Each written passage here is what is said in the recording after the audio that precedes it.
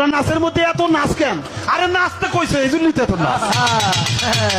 কুলা হুজুবিরা বিন নাচ, মালিক হিন্দু নাচ, ইলা হিন্দু নাচ। হ্যাঁ, মিন শারিল ওয়াসওয়াসিল খান্নাস আল্লাযী ফি সুদুরিন নাস মিনাল জিন্নাতি ওয়ান নাস। ফি সুদুরিন দেও নাচ কইছে। قل أعوذ برب الناس।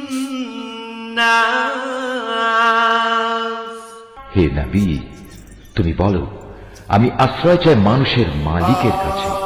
ملك আলহামদুলিল্লাহি রাব্বিল আলামিন আর রহমানির রহিম। আল্লাহ তাআলা 5 জায়গাত বলেছে ইনসান, এবং 6 জায়গার মধ্যে আইছে জিন এবং ইনসান। কুল আউযু বিরাব্বিন নাস মালিকিন নাস ইলাহিন নাস মিন শাররিল ওয়াসওয়াসিল খান্নাস আল্লাযী ওয়াসওয়িসু ফি সুদুরিন নাস। এই 5 জায়গা শুধু মানুষ সম্পর্কে। তারপর বলছে মিনাল জিন্নাতি ওয়ান নাস, 6 বারের মাথাত আল্লাহ তাআলা এই আয়াতটা নাজিলি করছে জিন এবং ইনসানের উপর। নাস মানে কি? মানুষ। নাস শব্দ অর্থে মানুষ, আরবিতে বলা হয় নাস, ঠিক আছে? ইনসান। তো আমরা কোরআনের মধ্যে এত তর্জমা বুঝি না, আমাদের থেকে বড় বড় আলেম মাওলানারা আছে, ওরা বুঝে। আর এই কি জানে উক্কামারা এই বন্ডাগুলো আছে গাঞ্জা মদ খা, ওদের কারণে আজকাল দুনিয়াটার এই অবস্থা। কেন? 18,000 মাখলুকাত আল্লাহ তাআলা দুনিয়াতে পাঠাইছে।